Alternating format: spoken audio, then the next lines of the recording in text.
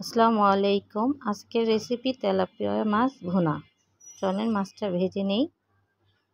আমি তাওয়াটা বসিয়ে মাছটা ভালো করে ভেজে নিব। আমি মাছটা আগে ধুয়ে হলুদ লবণ মাখিয়ে নিয়েছি ভালো করে। এখন মাছটা ভেজে নিব।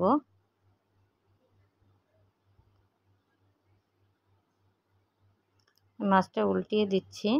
মাছটা আমার পিঠ হয়ে গেছে। আমি ওই পিঠটা ভালো করে ভেজে নিব।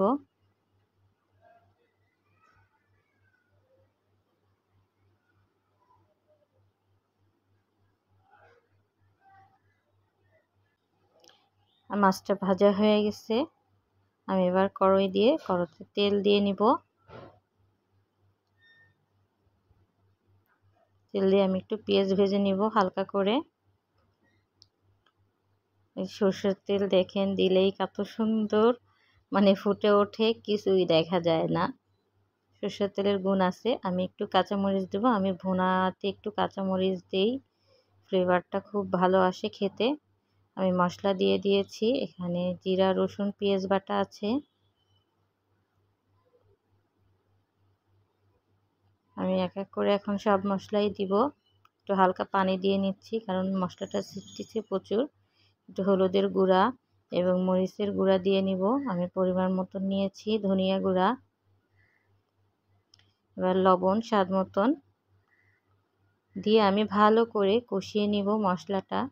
মশলা যত কষানো হয় মশলাটা কিন্তু ততই টেস্ট হয় খেতে। মশলার কাঁচা ভাবটা চলে যায়।